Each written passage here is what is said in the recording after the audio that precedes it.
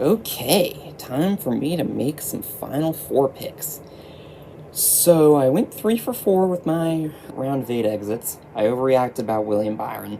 He got a great start to the round of 12 with a third at New Hampshire, and with his advantage from winning the regular season championship, that was pretty much enough to get him into the next round. So good job to the 24 team. So after looking at maybe some of the early exits that could be predicted in the round of 16 and round of 12, this field is really close.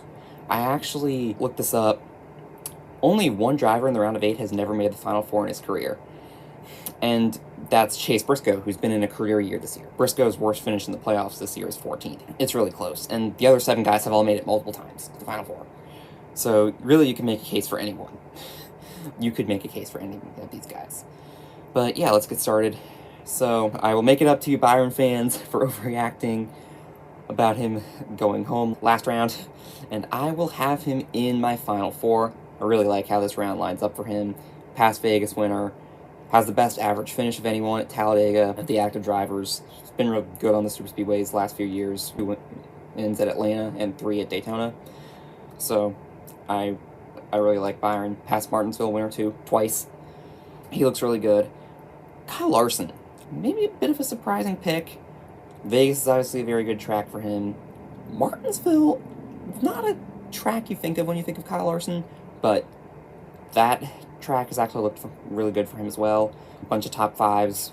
Recently won the 2023 spring race. And believe it or not, usually you think drafting tracks are pretty weak for Larson.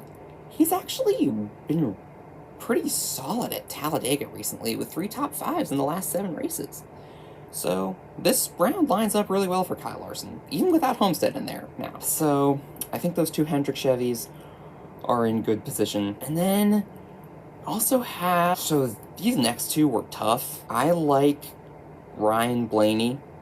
He's obviously a great super speedway racer, won the last race on a drafting track, won the last 2 fall Martinsville races.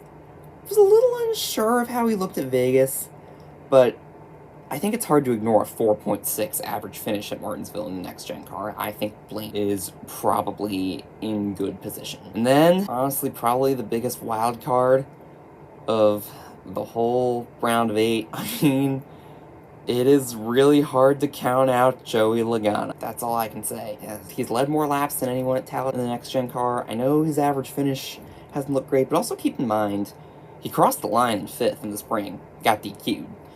But in his last race there, he was able to seal the deal and get a good finish before the technical failure. And then Vegas, obviously, he's won 2 of the last 3 fall races. And Martinsville, he also has, like Blaney, he has a crazy good average finish in this car. I believe it's in the 5s. So yeah, I like Logano. I don't like the Toyotas on the drafting tracks, so that's why I had them out. And then Briscoe at Las Vegas didn't look very good. And then Denny Hamlin, you could maybe make a case for, but I feel like there's too many other good guys at Martinsville. Same goes for Chase Elliott, and he has also looked bad at Las Vegas. So, although he has looked good at Talladega, but that's probably going to be a track for the Penske Fords. So yeah, there you have it. That is my Final Four predictions.